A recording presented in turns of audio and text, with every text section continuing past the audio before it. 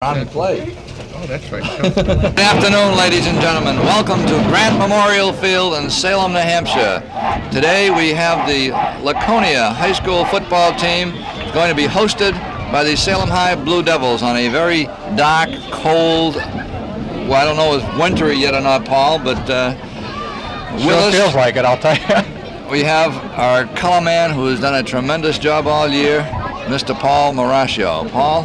Thanks, Doug. I think we're in for probably an exciting ball game this afternoon, Doug, in some respects. Laconia comes in here as probably an oddball in the respect that it's had a very, very strange season. They started the season off with 3 straight losses, and at the end of the third loss, Doug, they lost their head coach, Jim Edgley, and then an assistant, Fitzgerald, took over. I just wanted to mention before you go on, Paul, interrupt you. You're looking down on the field now, you see the Booster Club with their coffee. I think they'll be doing a booming business today. And speaking of the Boosters, they do a tremendous job year in, year out. They're here every game. They have a small group of people, really dedicated people, and the job they do for the athletes is a tremendous one. We also have the band parents. I don't know if you noticed, the band parents, another dedicated group. They'll be here in full force today. Very good. So you folks take a look, and maybe you can see someone you know down there. The band parents are probably the greatest or the best band in New Hampshire. Maybe we're prejudiced, but if you've heard them, I'm sure you'll agree. Paul? Yeah, they're surely a fantastic group, Doug. Picking up on that, Doug, as I said, 3 straight losses, losing their head coach, and then they have an interim coach now, who is Fitzgerald, who when he picked up the team, they went for 3 straight victories.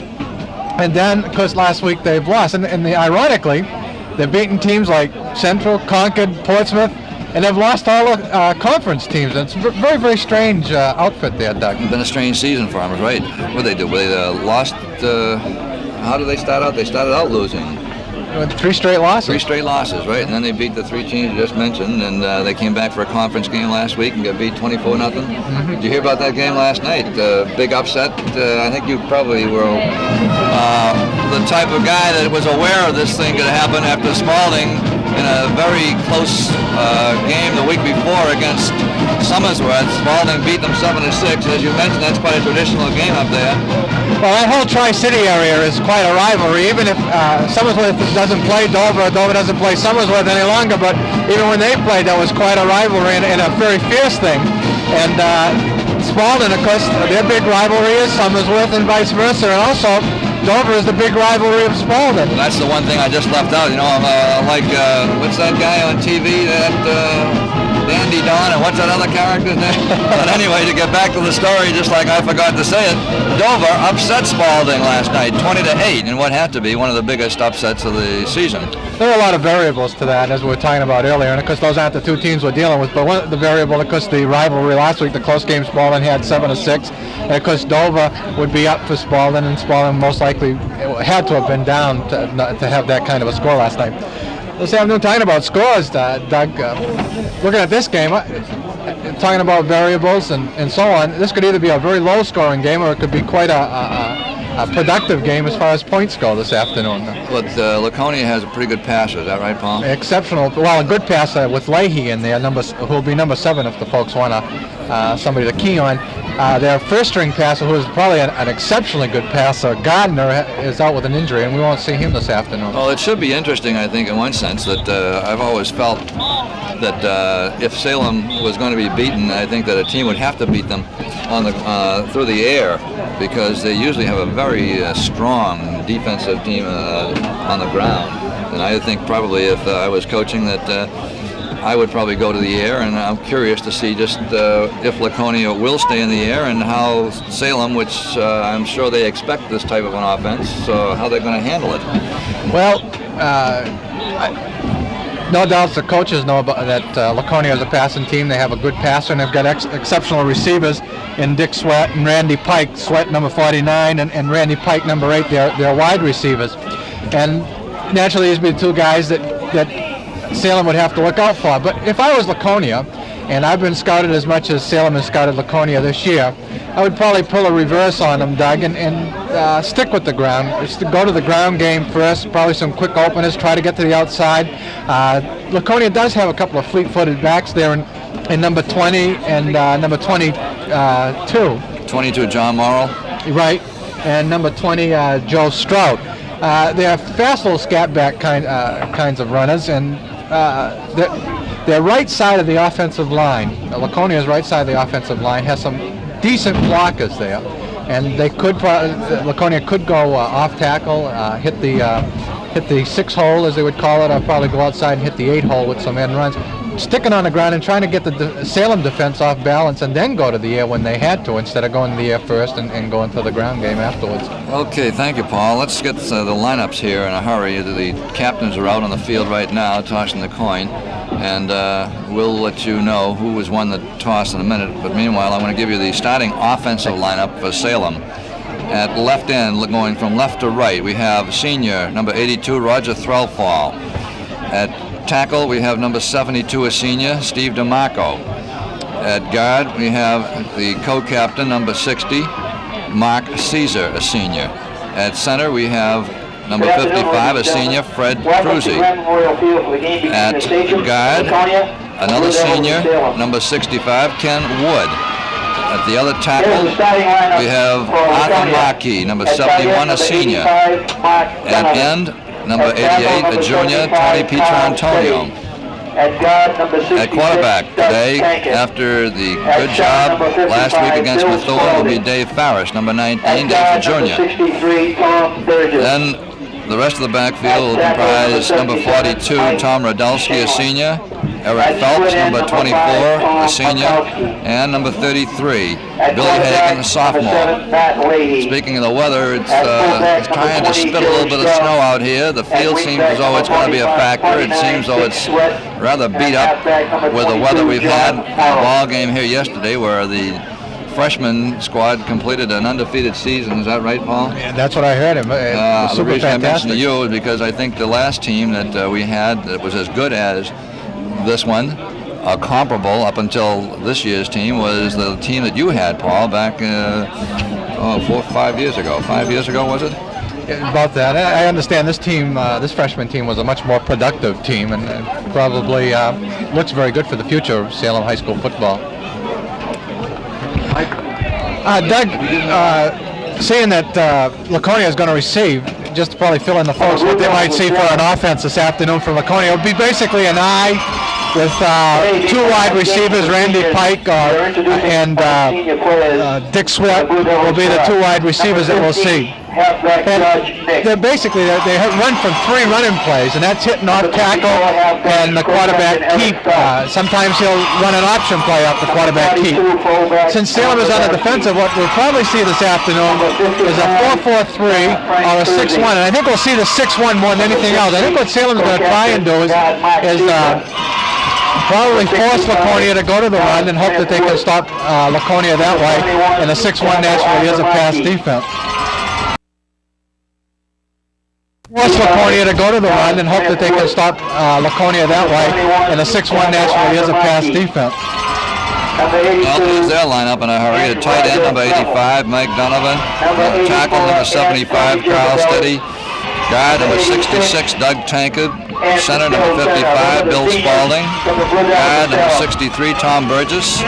Tackle, number 77, Mike Shanlon. At split end, number 5, Tom Malkowski. Quarterback, Matt Leahy. Now we'll have the national anthem as played by the Salem High Marching Band.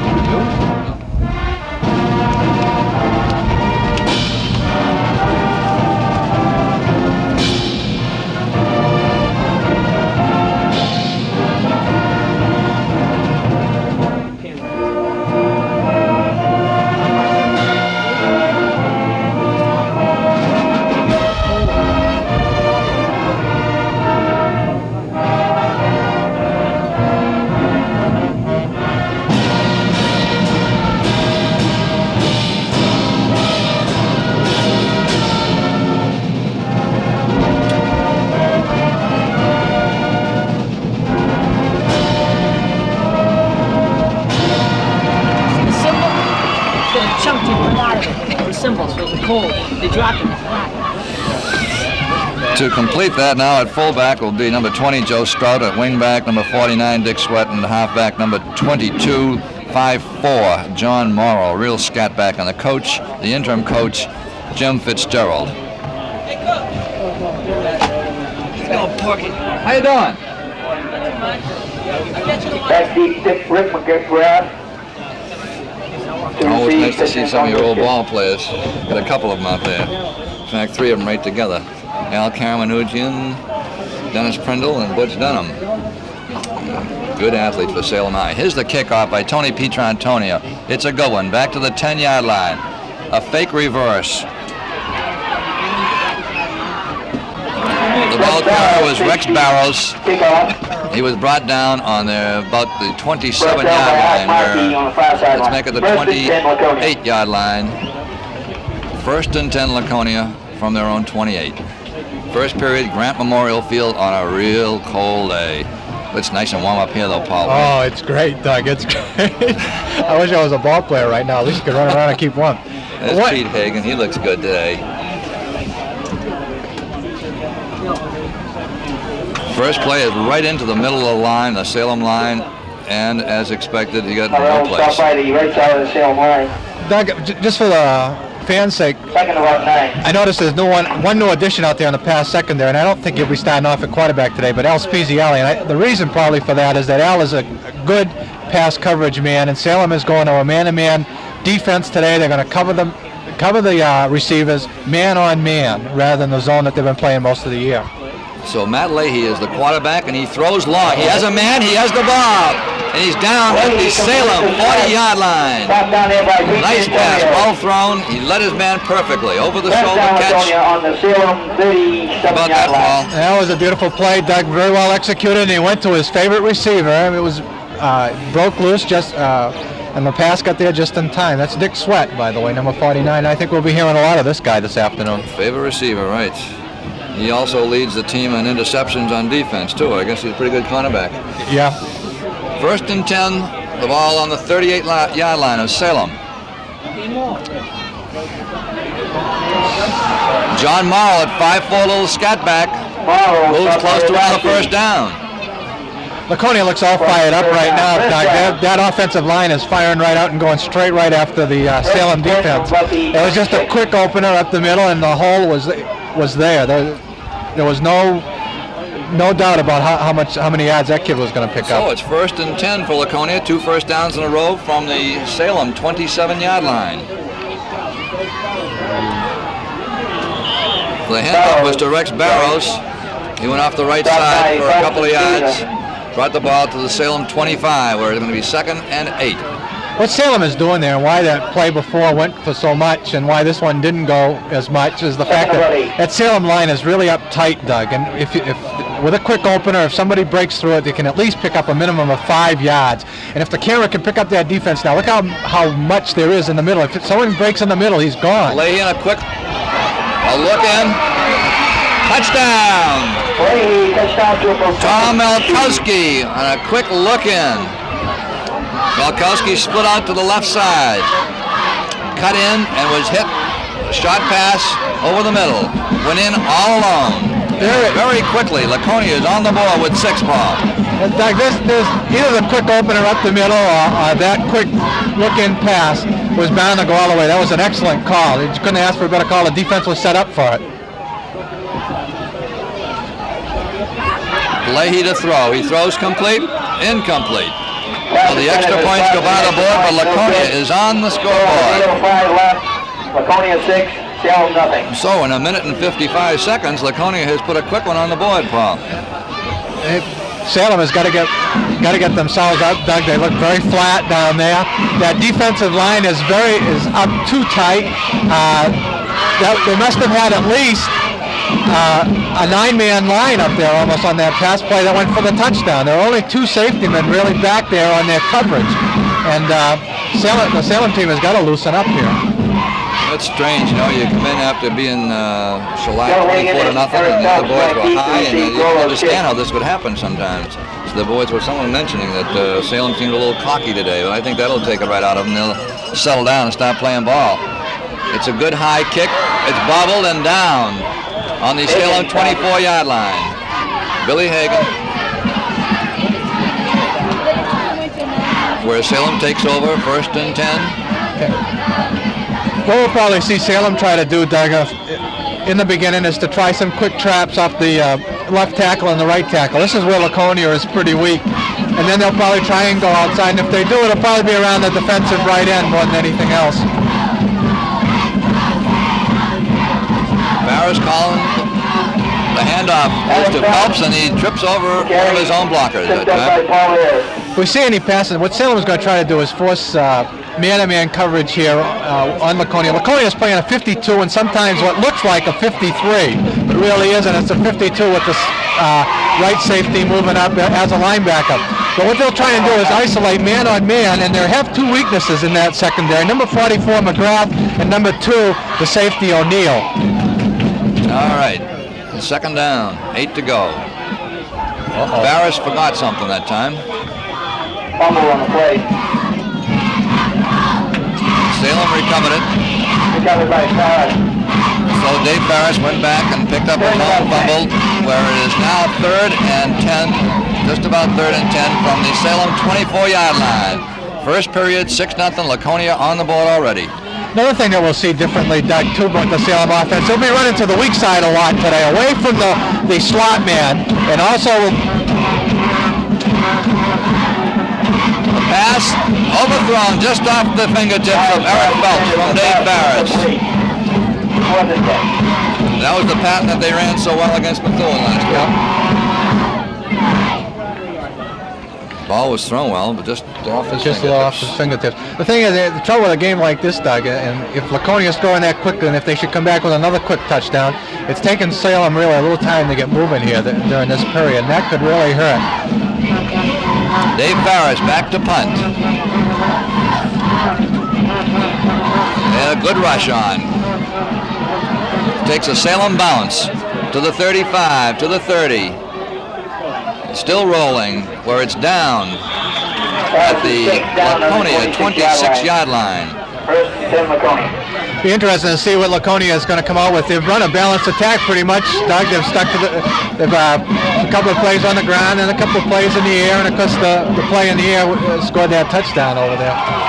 Well, that center of the field, Paul, has to be some sort of a problem for both teams. It's very mushy and it's very slippery, Doug. It's very difficult to get firm footing on that section of the field. Well, that was a good punt by Dave Barris that time. Salem taking, not Salem, but Laconia taking over from their own 26-yard line, 1st and 10. Leahy over the ball. Matt Leahy back to throw. He's rushed, and he's brought down by Billy Turner. Billy Turner taking over where he left off last week in Methuen. He played a whale of a game last week. Beautiful coverage on that, Doug.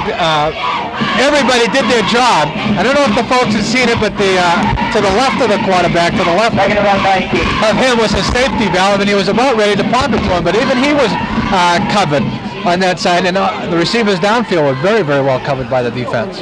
Well, he lost about close to 10, I'd say 10 yards, so it's 2nd down and 20. Leahy back to throw again. He throws. He has a man. It's completed. He picked up that 10 yards that he just lost. And it was his favorite receiver again, Paul, Dick Sweat. Yeah, Dick Sweat and Billy Hagan was on top of him and stayed with him very nicely on that, Doug. Salem's in their 44, basic 44 that we've seen all year long, but they're playing it very, very tight, and I don't know why, Doug, except the fact, like I said earlier, you could probably expect Laconia to go to a running game since you already know they're a passing team. But I would have thought that Hugh would have tried to take away the pass from Laconia this afternoon. He has Sweat split out to the right side this time. Leahy back to throw. He has his man. He's being rushed, and he's brought down on a fine tackle by Eric Phelps with assistance by Steve DeMarco. It was a beautiful job. You just couldn't miss what Eric Phelps did and find out why he